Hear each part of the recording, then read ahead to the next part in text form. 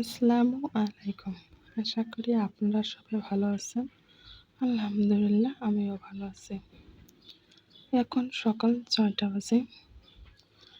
মোরসারিন ওর বাবা ঘুমাচ্ছে। আমি একটু হাঁটার জন্য বাইর হলাম।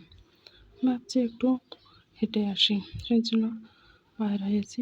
রাস্তায় দেখুন কত সুন্দর ফ্রেশ, কোনো মানুষ নেই না। এরকম ফাঁকা রাস্তায় সকালকার আবহাওয়া অনেক ভালো লাগে। আমি একটু বেশ কিছুক্ষণ সময় হাঁটার পর বাসায় চলে যাব। আর এই দিকে কত সুন্দর মাটির হাঁড়ি পাতিল বিক্রি করে। এখন বাসায় এসেছি, অনেকক্ষণই হয়ে গেছে, রান্নাবান্নাও বসিয়ে দিয়েছি।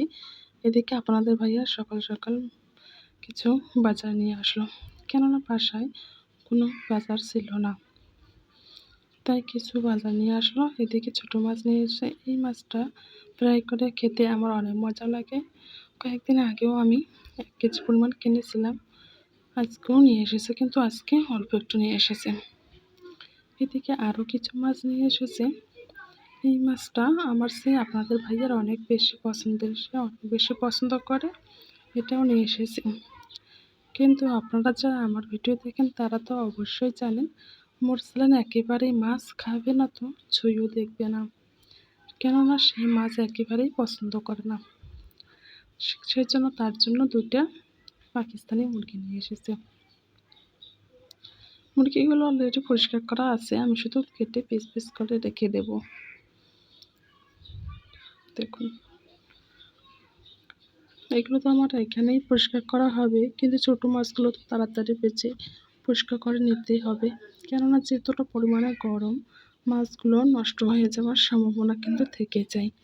আরও কিছু বাজার নিয়ে এসেছে, পরে আমি এগুলোকে সাজিয়ে রাখবো, গুছিয়ে রাখবো। এখন আমি সর্বপ্রথমে মাছগুলোকে প্রসেস করে নেব। ছোটো মাছগুলোকে নিয়ে আমি ছাদের উপরে চলে গেলাম। আমি আর চাইলাম না যে বাসায় এগুলো ঠিক করি, ছাদের উপরে নিয়ে আসলাম। ছাদের উপর ঠান্ডা ঠান্ডা আবহাওয়া অনেক ভালো লেগেছে, বসে বসে মাছ কাটতেছি।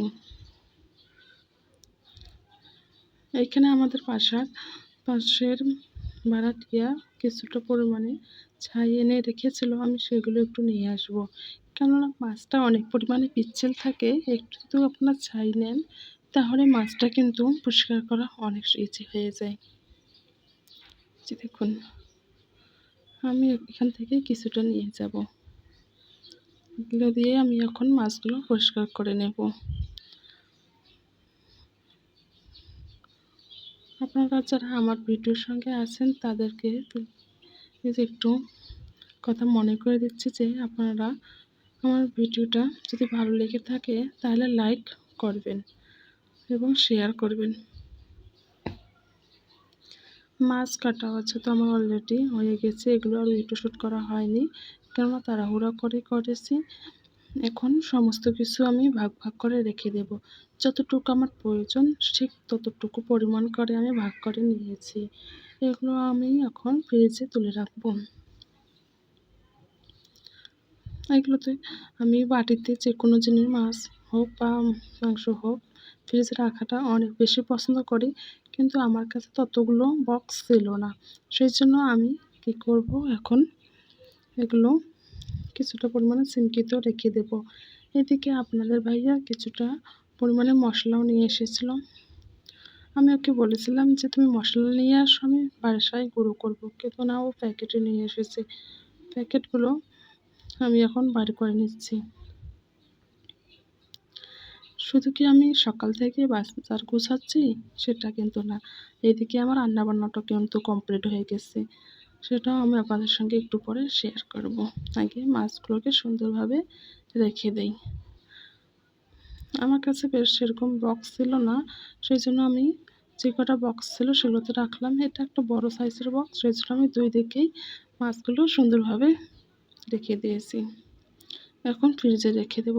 ফ্রিজে কিন্তু একেবারে কোনো মুরগি ছিল না, একটু মাছ এবং একটু গরুর মাংস ছিল। এখন আমি সুন্দরভাবে এগুলো তার সঙ্গে রেখে দিচ্ছি। আর এদিকে মোরসালিন তো বারবার বলতেছে, আম্মু আমি মাছ দেখতে চাই না, মাছ আমার চোখের সামনে থেকে সরাও। মাছ দেখতে চায় না। ও বুঝি না, মাছ খাবে না তো খাবে না, ও দেখতেও চায় না, কেন বুঝি না। এদিকে সেরকম বেশি তরকারি রান্না করতে পারিনি, ভাত রান্না করেছি, একটু আপনাদের ভাইয়া খেয়ে গেছে।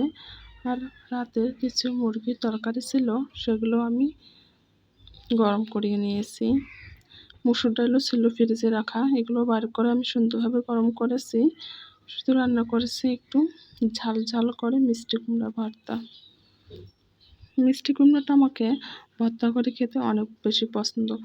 এটা অনেকজন অনেকভাবে খায়, কিন্তু আমি ভর্তা করে খেতে ভালোবাসি। খোদা হাফেজ।